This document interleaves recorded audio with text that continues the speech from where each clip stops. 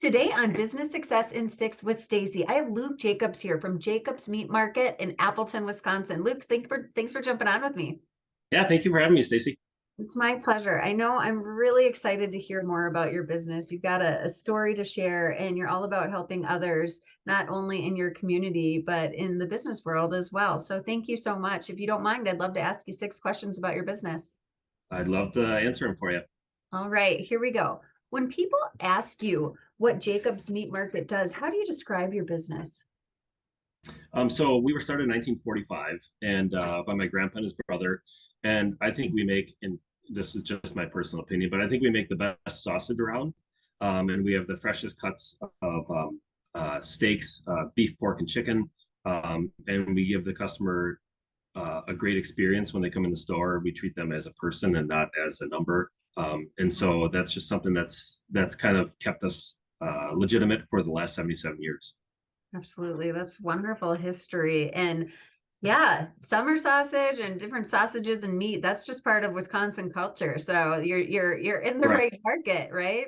And we sell a lot of cheese too. So Oh, yum. Okay. Even better. Um, right. what were your plans when the business started and how have they changed? So if you said it's been 77 years and your grandfather and his brother started, tell me a little Yeah. bit more about that history, please. Okay, sure. So we were started in 1945, and if you can kind of picture, not a ton of people are alive that were alive in 1945, old enough to remember those days, obviously. So we were started when there was a corner grocery store on every corner in little old Appleton, Wisconsin.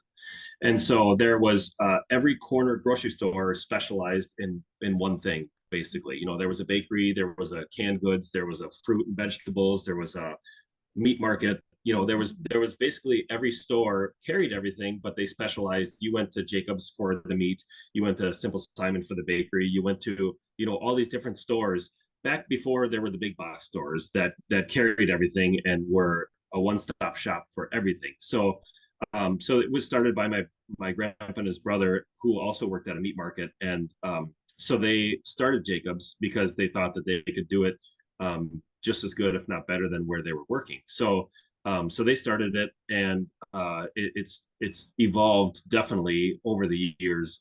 We started making sausage, and that's really been the differentiator between us and all of our competition.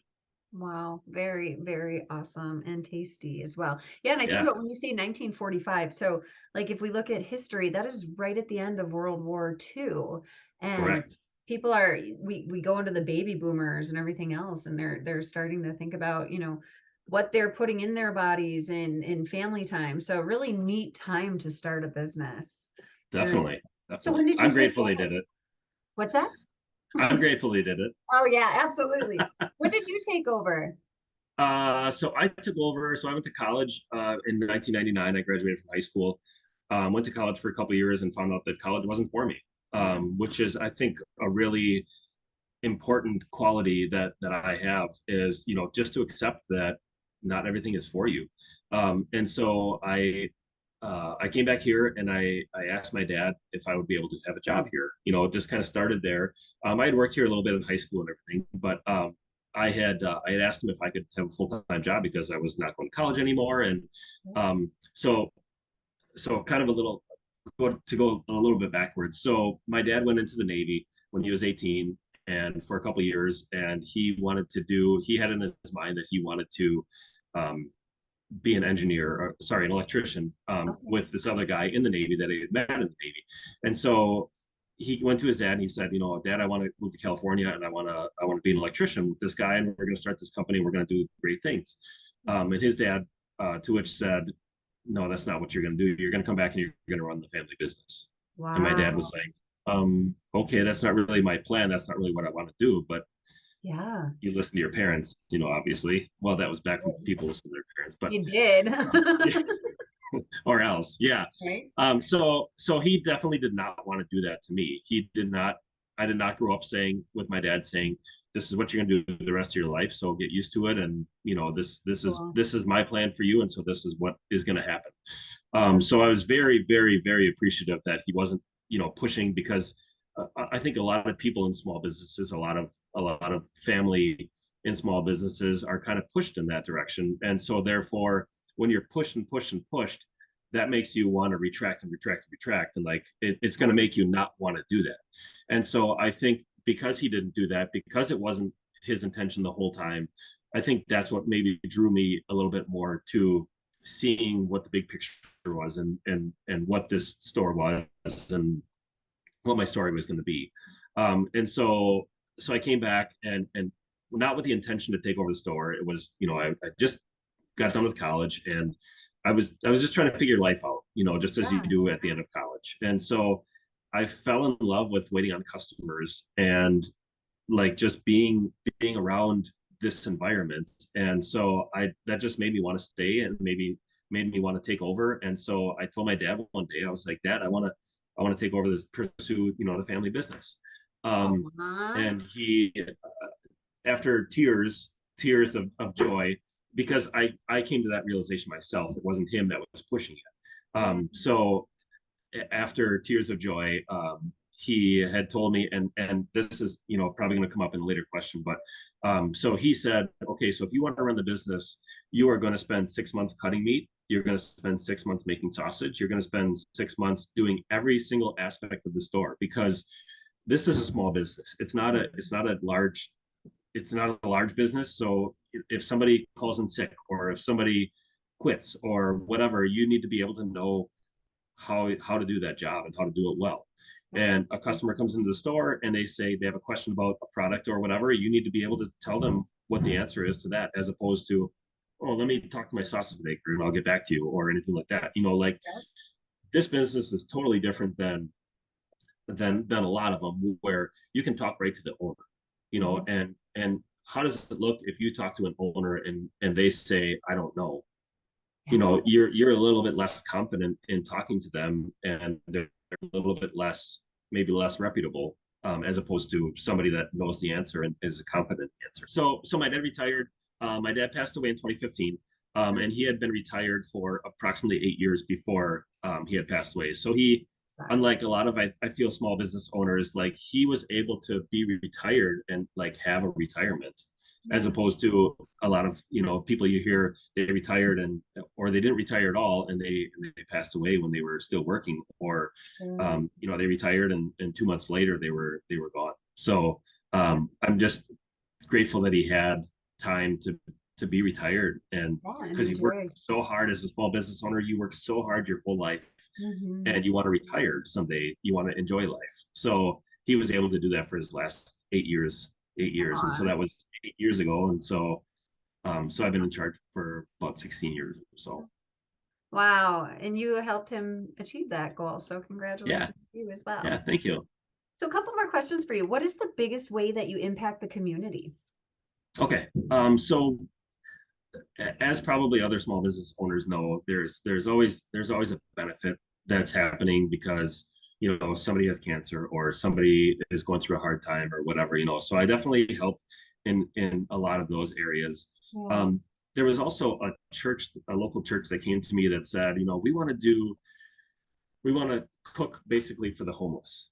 We want to be able to, people that go to the Salvation Army is right down the street from us, and every Wednesday, or once a month, actually it's once a month, we want to be able to offer anybody that comes, whether you're homeless, whether you're a member of the church, whether you're just driving by, walking by, whatever, we want Hmm. to be able to provide a meal for anybody that shows up. And so I said, I will donate the brats and the burgers and whatever you need. I Wow. I will donate, because you guys are the ones really doing the work. You're doing the community work, as well as you're doing the physical work of cooking them, and preparing them, and Yeah. planning and all that sort of stuff. So I've been able to, luckily, I've been able to do that. I'm fortunate enough to be able to support that as well, and that's been, I mean, they talk about you give and you get back. Like, that is, I'm definitely getting back, because of the people that show up that say, I was at this church, and they said that you donated the meat or whatever. I just really appreciated that. Wow. Whether it's whether it's because they were on hard times or whether it was because they were just driving by and they weren't really quite sure what was all about. And so like Sure. they're spreading their message, and I feel like they're spreading our message as well. So they're doing all the hard work and we're just doing the easy, like here's the product. That is So beautiful. it's a Awesome. I win-win. love that Yeah. story. Thank you. So what is one challenge you have faced that other business owners could learn from?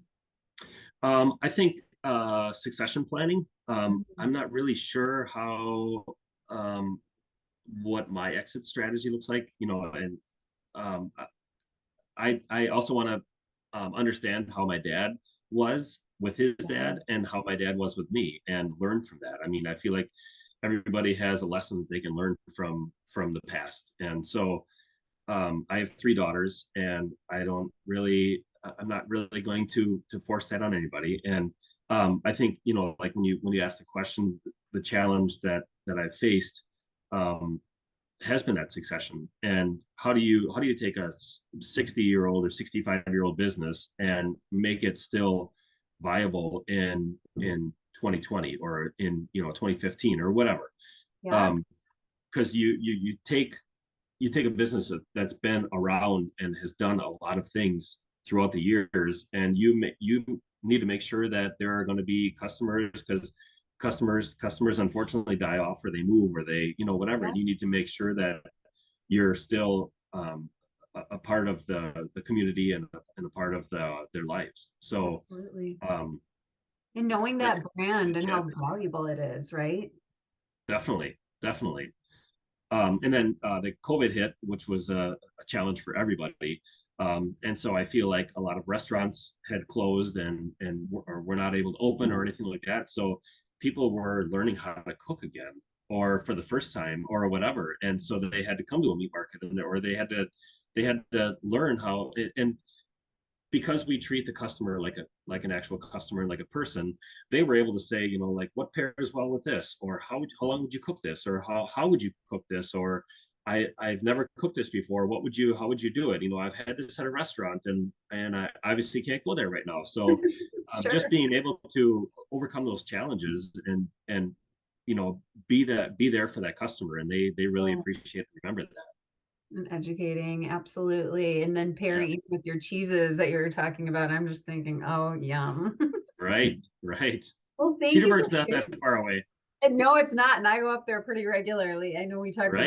about kids and sports, so I'll be up there for sure. I'm sure. So, what does the future look like to you? And do you have an exit plan? We kind of talked about that a little bit with succession planning and your three daughters, and they're at the ages Yeah. where you don't want to pressure them into anything, anyways. So, what does the future Right. look like? Um, I think the future is really bright, and I think that because I have I'm not going to wear shades or anything like that, but um, but I think that the future does look really really bright, and we're in a business and an environment that people are always going to need. They're not always going to be able to come here, or they're not always going to have to come here. However, they're always going to be able to um, come here as long as I'm here, and get a quality piece of meat or sausage or anything like that. So I think that I have built this business up so that if my girls don't want to take over the business or whatever, I should be able to find somebody that will. I mean, it takes a lot of hard work, as you know, for a small business to keep it going and to stay viable and everything. But I think that I've done a pretty good job of that. And people also say, well, you have girls, why don't you try for a boy, and so that somebody can take over the business. And I'm like, what's wrong with a female taking over a business? Like, Totally. That's so and great of you. and totally, I'm thinking like they have a totally different perspective. They have a totally different set of eyes, and like I'm running it pretty well, I think, but I think that they could maybe, tweak this or tweak that or whatever. They might look at this and say, well, why don't you do it this way? And I'll say, well, I never thought about doing it that way, and so everybody, I don't care, male or female, I don't really care who it is, but as long as they have the drive and as long as they have the initiative to take over the business, that's going to be great. That's absolutely inspiring. I love that you have that attitude, and that leads me into the final question. Now, I'm inspired, but all subjects open. What inspires you most? Um, my inspiration is definitely taken from my kids. Um, Mhm. I want to create an environment and a business that they are proud of, and that they will maybe want to take over someday. But I think that I just want to support them, and I want to be there for them, and I have, I think, created an environment where I can go to the softball games, or I can go and see them do this or that or whatever. And my employees know that I will not ask them unless it is something very important to me, and I preach to them family time, family time, family time. If your 90-year-old grandma or your 50-year-old mom or whatever has an appointment, doctor's appointment, a very important doctor's appointment, you need to go to that. Work will always be here, and you need to be there for your family, because your family is not always going to be there for you. So True. So just be able to let people, encourage family time. yeah, that is so So beautiful. whether it's myself or whether it's my employees or whatever it is.